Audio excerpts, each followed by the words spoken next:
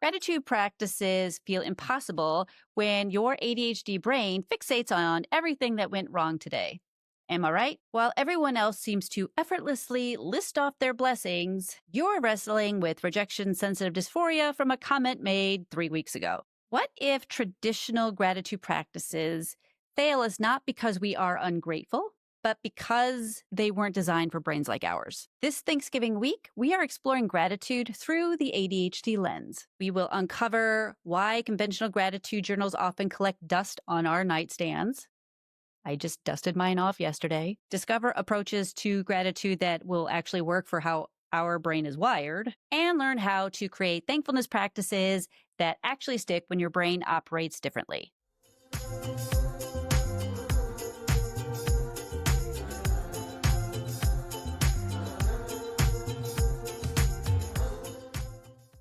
Welcome to ADHD and with Jorie Houlihan.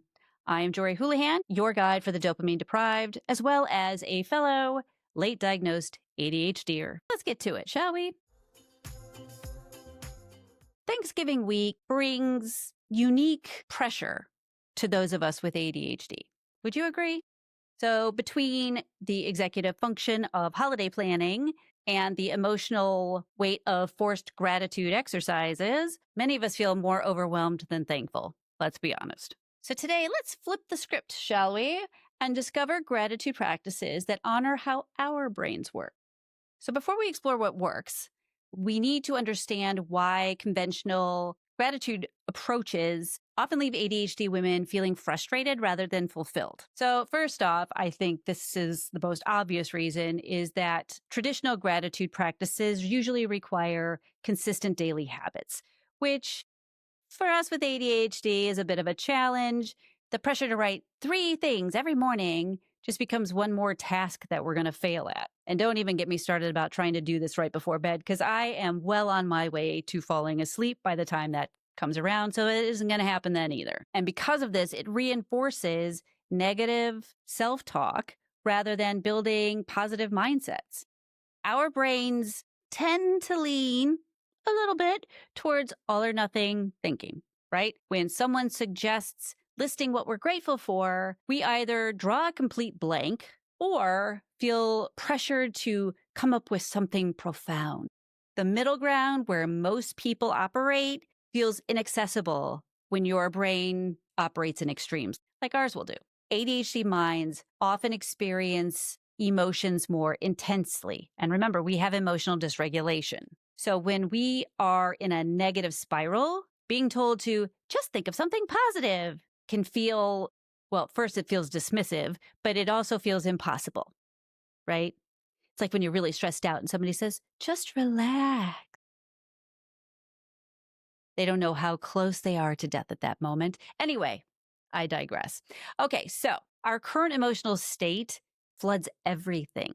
And it makes it genuinely difficult to access positive memories or positive feelings in that moment. And the comparison trap hits especially hard with gratitude exercises.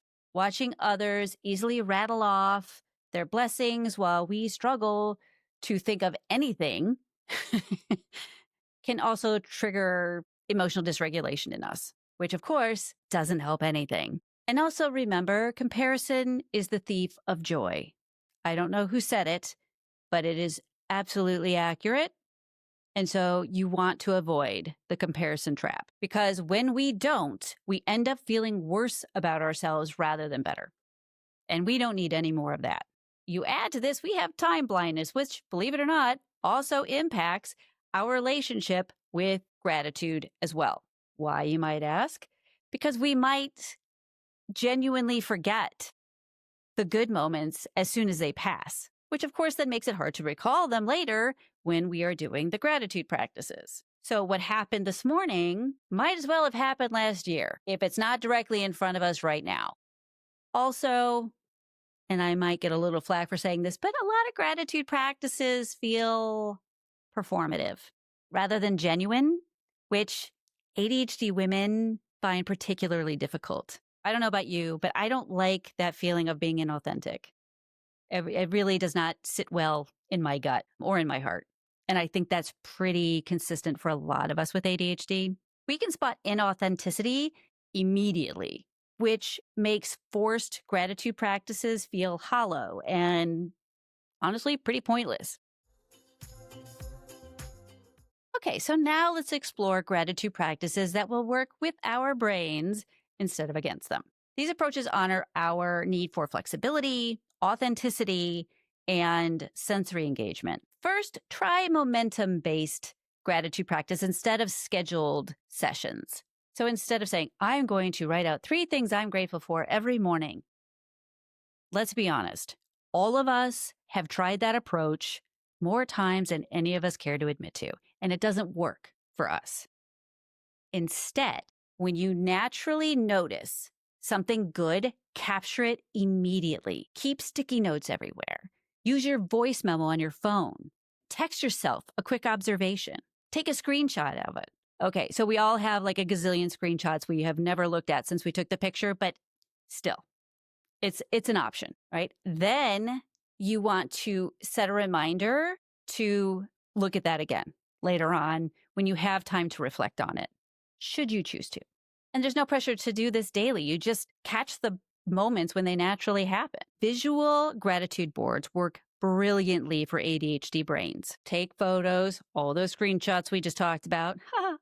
But you can take photos of moments, people, or things that spark joy for you. You can create a dedicated album or put it on your phone or use a physical bulletin board or get the regular poster board and glue things on, whatever works for you. And let this bring out your creativity. Visual reminders bypass the recall challenges that we have and makes gratitude more tangible and immediate. And so we get that instant gratification, which of course then gives us dopamine.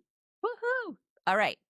You maybe want to pair your gratitude with an existing activity rather than introducing it as a new task, right? So notice one thing you appreciate while you're waiting for your coffee to brew. Share a quick gratitude during a family dinner. Attach thankfulness to activities already embedded in your routine rather than creating a new habit that you have to maintain. It's called habit stacking. It is much more effective for us than just trying to create something out of thin air and attaching it to nothing that isn't there. Embrace micro gratitudes as well, instead of just the profound revelations. How many profound revelations can a person have? Right? Like, it's great if you do have them all the time. I have them, but I don't have them on a daily basis. And I think a lot of us feel the pressure to always have these profound gratitude things. It can be appreciating the texture of your favorite sweater. It can be the way the sunlight hits your desk. It can be how your pet greets you when you walk in the door. My dog literally like bends in half because his backside wags so hard, and it's just the cutest thing, and I love it so much.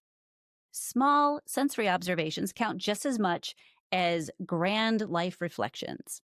So take that pressure off of yourself. Create gratitude categories that rotate to help maintain novelty. Monday might be for gratitude for sensory experiences, like your favorite sweater. Tuesdays might be for supportive people that you have in your life. Wednesday could be for problems you don't have. Thursday for past use, good decisions. Friday for upcoming possibilities. So the structure provides support while the variety maintains your interest.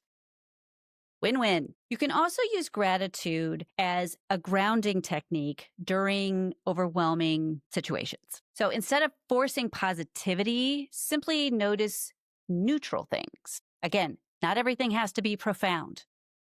Neutral works, especially when you are in not so much of a well-regulated place. It could be the chair supporting you, air entering your lungs, sounds in your environment that make you feel good. Doing this gentle noticing can shift your nervous system without requiring emotional heavy lifting. It's just very subtle.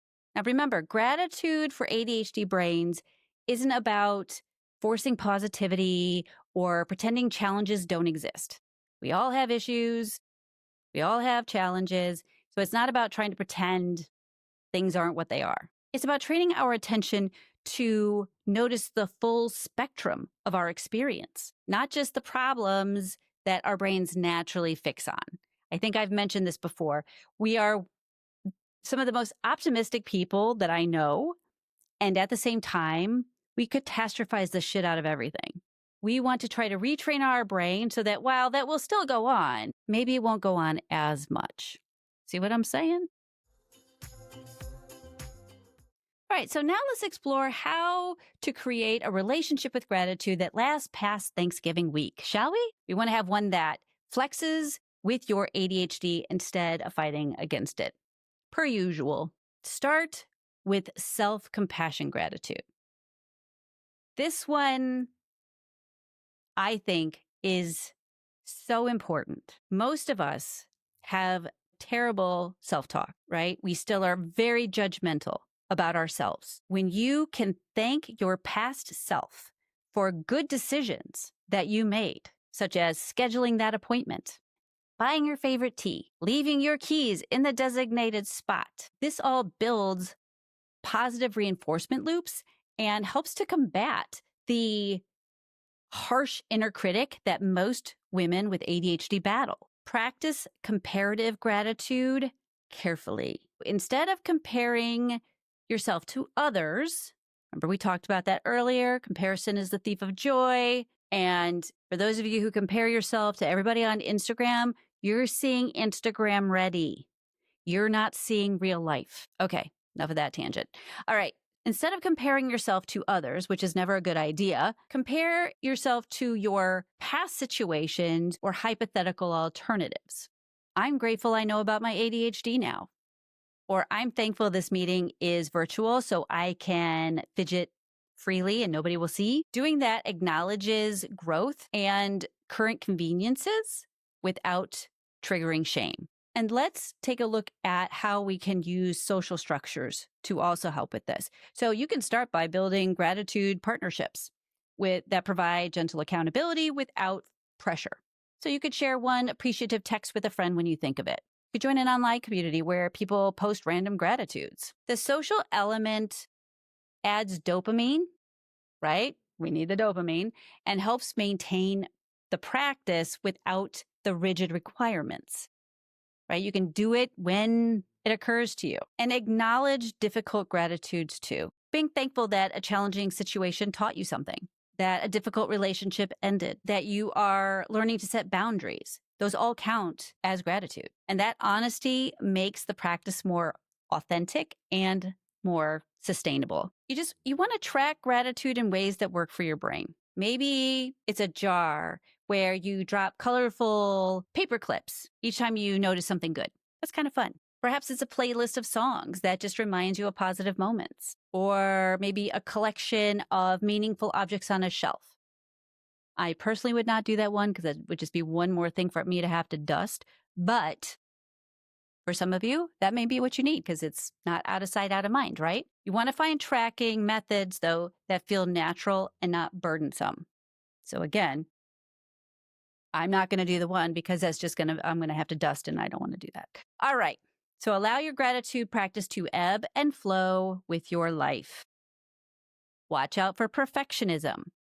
Be curious, right? Again, that lens of curiosity. See what works, see what doesn't. If something doesn't work in a gratitude practice, does that mean somehow you have failed? No, it just means that doesn't happen to work for you. And then you could be grateful that you figured that out. So now you have one less thing to worry about because you know that one doesn't work. See? Some weeks you are going to be overflowing with gratitude, and others finding one small thing feels like a monumental effort. Both are valid. Okay? Both are valid. The goal isn't perfection. It's about presence. It's not about consistency. It's about consciousness. All right. So this Thanksgiving week, at least if you're in the United States, it's Thanksgiving week here. We have reimagined gratitude for ADHD brains. And so remember, gratitude with ADHD isn't about forcing positivity or maintaining a perfect daily practice. I don't understand how people do that. It is about finding authentic ways to notice and appreciate the full spectrum of your experience using methods that work with the natural patterns of your brain. All right. Well, thank you for spending this pre-Thanksgiving episode with me. Your willingness to explore new approaches and challenge conventional wisdom makes this community of ADHD women so special. You remind me every week that there is no one right way to do anything, and that includes gratitude. So next week, it's a very exciting episode. We're going to talk about how to survive the holidays when you have ADHD. In the past, I have done this as a webinar. This year, I decided I would try it as a podcast episode and see how it goes. And what's even more exciting is that my good friend, Rana Belinky from Workflows by Rana, who you heard from, I believe, episode 5, she is going to be joining me. She has really great ways to stay organized during the holidays and even prepare you for next year's holidays. So you definitely want to listen to that one. She's great at this. So until next time, please remember that your gratitude practice can look however it needs to for you. The best approach is the one that you will actually use. Am I right? This is ADHD and with Jorie Houlihan, because it's not just focus, it's everything. Stay curious, ladies.